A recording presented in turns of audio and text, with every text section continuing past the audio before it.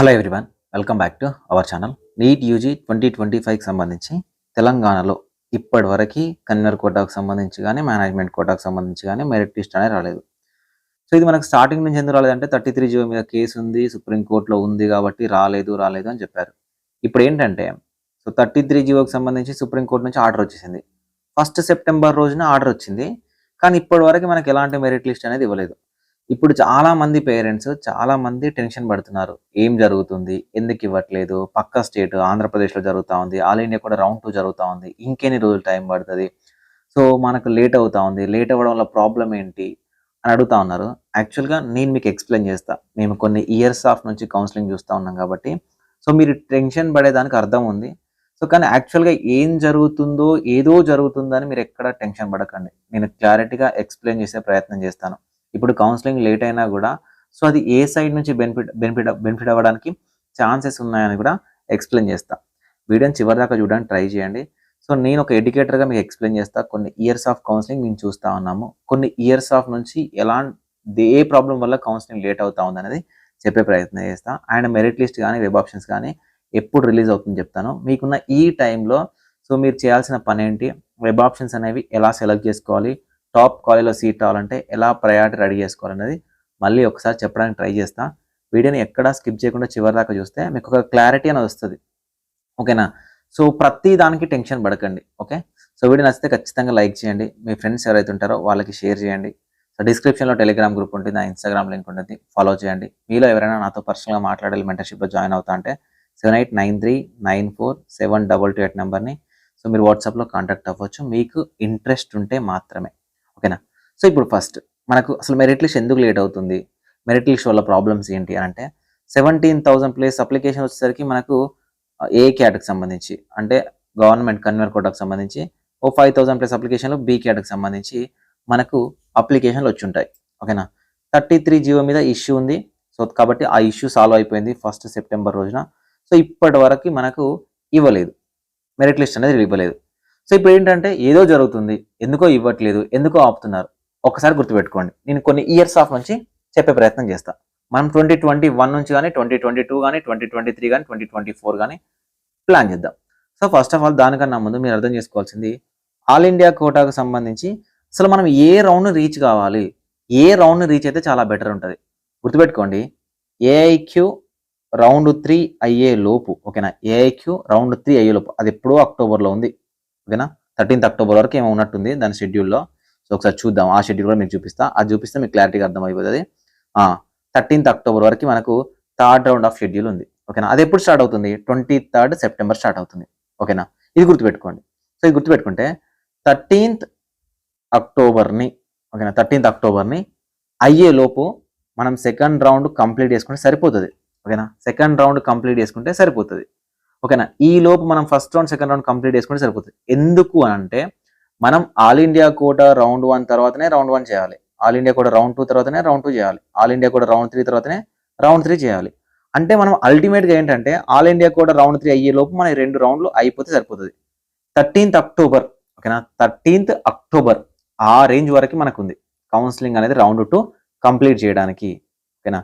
Sir every year ఇదే జరుగుతూ ఉందా సార్ అని అంటే ఒకటి గుర్తుపెట్టుకోండి, 2021లో all over India wide EWS అనే ఒక కేసు ఉండడం వల్ల, ఈడబ్ల్యూఎస్ అనే కేసు ఒకటి ఉండడం వల్ల మేలో ఎగ్జామినేషన్స్ 2021లో రాస్తే అడ్మిషన్స్ అనేవి మే 2022లో కంప్లీట్ అయినాయి.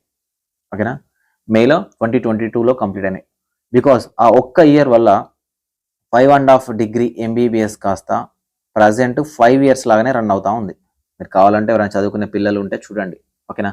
5 ఇయర్స్ లాగానే 2.5 ఇయర్స్ ఉండాల్సిన సెకండ్ ఇయర్ ఏదైతే 1.5 ఇయర్ ఉండాల్సిన సెకండ్ ఇయర్ ఏదైతే ఉందో అది 1 ఇయర్ లాగానే కంటిన్యూ అవుతా ఉంది. అక్కడ స్టార్ట్ అయింది కౌన్సిలింగ్ లేట్ అవ్వడం అనే ప్రాసెస్. ఓకేనా? సో దాని తర్వాత 2022 ఆగమాగమే జరిగింది. ఓకే, 2023కి వచ్చేసరికి తెలంగాణలో 72 జీవో అని చాలా లేట్ అయిపోయింది.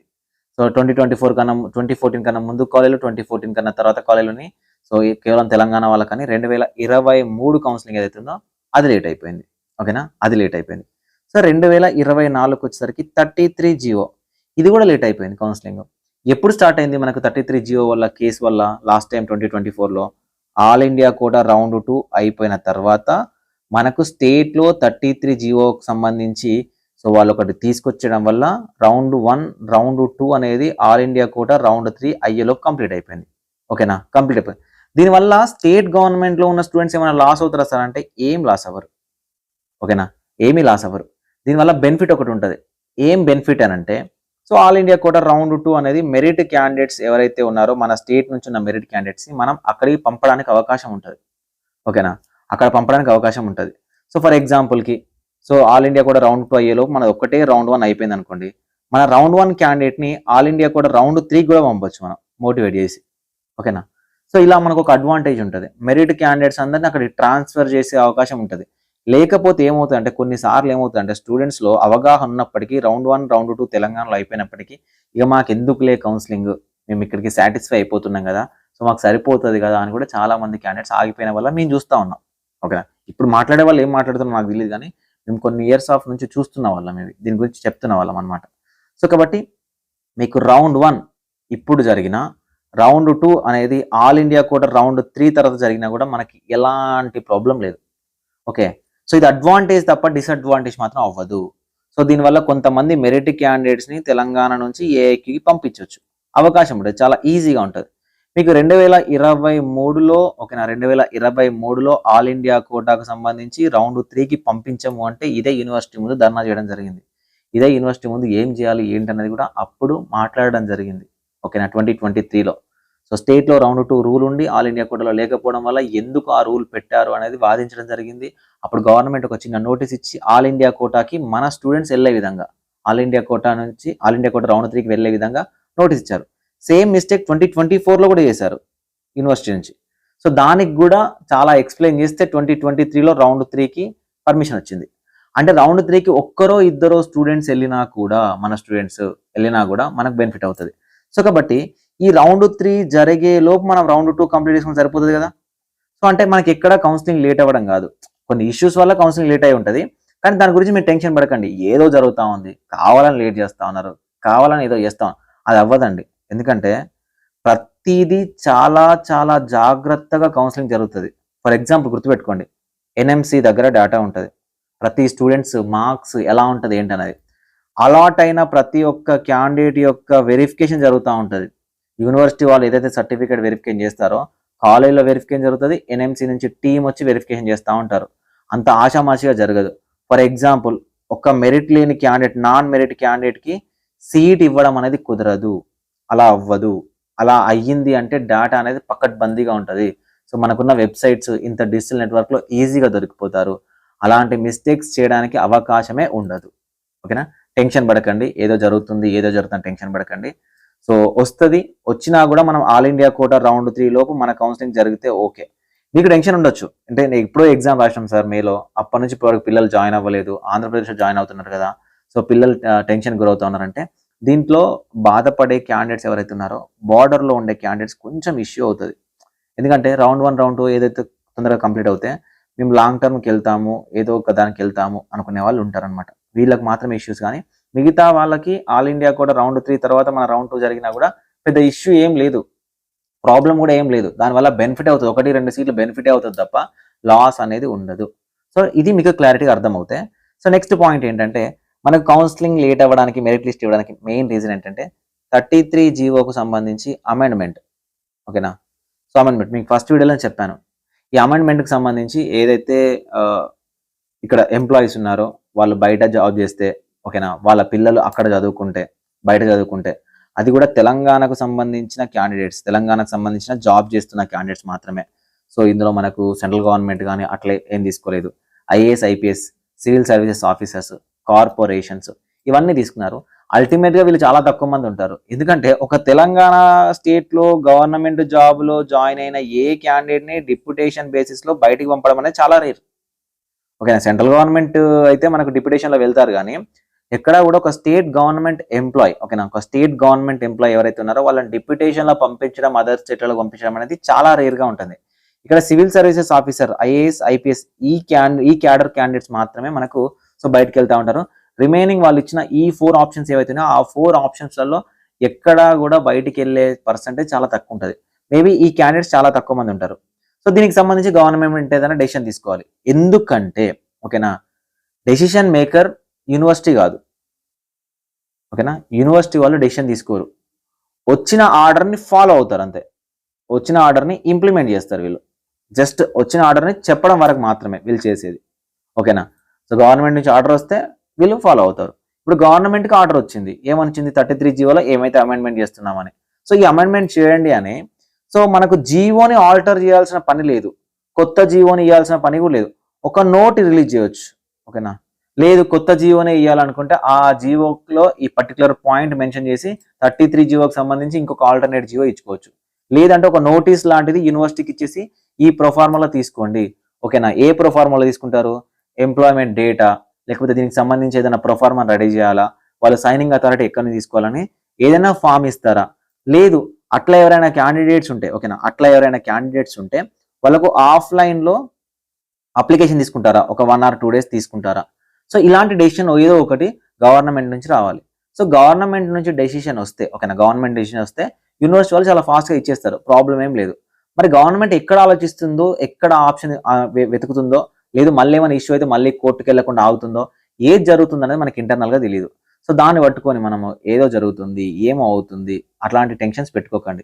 ఓకేనా, మిస్టేక్స్ ఎట్టి పరిస్థితి జరగకు. మీకన్నా మెరిట్ క్యాండిడేట్ లేడు, వీడు సీట్ వచ్చిందని మీరు నాకు చూపించండి, ఎంత దూరమైనా వెళ్ళొచ్చు. ఓకేనా, అట్లా మిస్ అవ్వదు. సో నాకు తెలిసి ఇదే అప్డేట్ ఒకటి. అండ్ స్పోర్ట్స్కి సంబంధించింది. సో స్పోర్ట్స్కి సంబంధించి అయితే మనకు రౌండ్ 2, రౌండ్ 3 ఆ టైంలో కూడా సాల్వ్ చేయొచ్చు. సో ఇష్యూస్ లేకపోతే ఇంకా ఏ ఇష్యూస్ కూడా లేవు. మొత్తం కంప్లీట్గా ప్రతి ఒక్కరిని కూడా ఏవైతే మెరిట్ లిస్ట్ ఉందో రెడీ అయ్యి ఉంటుంది. ఓకేనా, కంప్లీట్గా రెడీ అయ్యి ఉంటుంది. సో టెన్షన్ పడాల్సిన పని లేదు. ఎప్పుడు వచ్చినా మనకు ఉండాల్సిన సీట్స్ ఎన్ని రోజులైనా మన సీట్స్ మనకు అలానే ఉంటాయి. సో కొంచెం లేట్ అవ్వడం వల్ల ఆల్ ఇండియా కోటాకి ఎక్కువ వెళ్ళే వాళ్ళు ఉంటారు, కొంచెం స్ట్రెస్ ఫీలింగ్ ఉంటుంది, ఖచ్చితంగా ఉంటుంది. ఎందుకంటే పేరెంట్స్ పిల్లలు చాలా రోజుల నుంచి ఇబ్బంది పడుతూ ఉన్నారు కాబట్టి స్ట్రెస్ ఫీలింగ్ ఉంటుంది. సో మిమ్మల్ని ఎంతో కొంత కూల్ చేయడానికి ఈ వీడియో. కానీ సో రియాలిటీ గవర్నమెంట్ నుంచి ఆర్డర్ వస్తే యూనివర్సిటీ వాళ్ళు మనకి ఇచ్చేస్తారు. యూనివర్సిటీ వాళ్ళు ఇచ్చేసి మనకు వెబ్ ఆప్షన్ ఇస్తారు. కానీ ఒక్కటి గుర్తుపెట్టుకోండి, వన్స్ మెరిట్ లిస్ట్ ఇచ్చారు తెలంగాణలో అని అంటే, ఓకేనా, వన్స్ మెరిట్ లిస్ట్ ఇచ్చారు తెలంగాణలో అంటే ఏపీ కన్నా ముందు కౌన్సిలింగ్ అనేది తెలంగాణలో కంప్లీట్ చేస్తారు. మీరు చూడండి, ఎప్పుడైనా చూడండి. ఓకేనా, ఏపీలో కన్నా కౌన్సిలింగ్ అనేది చాలా చాలా ముందుగా కంప్లీట్ చేస్తారు తెలంగాణలో. చాలా ఫాస్ట్ ఉంటుంది కౌన్సిలింగ్, చాలా అంటే చాలా ఫాస్ట్. వాళ్ళకు 1 time వెబ్ ఆప్షన్స్ అయినప్పటికీ కూడా వాళ్ళకన్నా చాలా ఫాస్ట్గా తెలంగాణలో కౌన్సిలింగ్ కంప్లీట్ అవుతుంది. ఫర్ ఎగ్జాంపుల్, ఒక 5 రౌండ్ల ఆఫ్ కౌన్సిలింగ్ ఏపీలో జరిగితే 2024లో, సో రౌండ్ 2కు 99 కాదు 99.9% కౌన్సిలింగ్ని తెలంగాణలో కంప్లీట్ చేశారు. లేట్గా స్టార్ట్ అయినప్పటికీ కూడా, ముందుగా ఏపీలో స్టార్ట్ అయినా తెలంగాణలో లేట్గా స్టార్ట్ అయినప్పటికీ కూడా 99.9% కౌన్సిలింగ్ రౌండ్ 2తో కంప్లీట్ చేసి రౌండ్ 3లో మినిమంలో 1 or 2 సీట్లు ఉంటే ఫిల్ చేయడం జరిగింది. ఓకేనా, అంత పకడ్బందీగా అంత ఫాస్ట్గా కౌన్సిలింగ్ అనేది అయిపోతుంది. చాలా ఫాస్ట్గా క్లోజ్ చేస్తాడు. ఏం చేస్తాడు, రౌండ్ 1లో సీట్లు అలాట్మెంట్ చేస్తాడు. ఓకేనా, రౌండ్ 1లో సీట్ అలాట్మెంట్ చేస్తారు. కొన్ని సీట్స్ వేకెట్గా ఆపేస్తాడు. ఓకేనా, కొన్ని సీట్స్ వేకెట్గా ఆపేసేస్తాడు. ఆపేసిన తర్వాత రౌండ్ 2లో మొత్తం కన్వర్షన్ చేస్తాడు. పీడబ్ల్యూడి ఇవన్నీ కన్వర్షన్ చేస్తారు.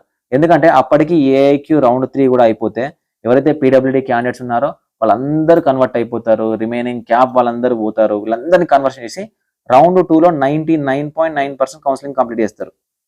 చాలా ఫాస్ట్గా కంప్లీట్ చేస్తారు అనమాట. సో ఇది మనకు ఆల్ ఇండియా కూడా రౌండ్ 3 తర్వాత జరిగితే చాలా అడ్వాంటేజ్ ఉంటుంది తెలంగాణలో. లేట్ అయినా కూడా అడ్వాంటేజ్ ఉంటుంది. మీరు ఇన్ డెప్త్గా వెళ్తే తప్ప ఈ టాపిక్ మీకు అర్థం అవ్వడానికి ఛాన్సెస్ అనేవి లేవు. ఓకేనా, అర్థమైందా. సో మనం ఆల్ ఇండియా కూడా రౌండ్ 3 తర్వాత మన స్టేట్ రౌండ్ 2 చేసుకున్నా కూడా మనకు పెద్దగా ఫరక్ అనేది పడదు. దీనివల్ల ఇంకొక అడ్వాంటేజ్ ఉంటుంది. ఒకవేళ రౌండ్ 4 అనేది అక్కడ జరిగింది అనుకోండి, ఇంకా కూడా మనం అక్కడికి వెళ్ళడానికి అవకాశం ఉంటుంది. ఒక్కరో ఇద్దరు స్టూడెంట్ వెళ్ళడానికి కూడా ఆల్ ఇండియా కోటాలోకి వెళ్ళడానికి కూడా ఛాన్సెస్ ఉంటాయి. ఎయిమ్స్ లాంటి కాలేజ్కి వెళ్ళడానికి కూడా ఛాన్సెస్ అనేవి ఉంటాయి. ఎందుకంటే ఎంత లేట్ జరిగినా స్టేట్ కోటా సీట్స్ స్టేట్ కోటాలో అలానే ఉండిపోతాయి.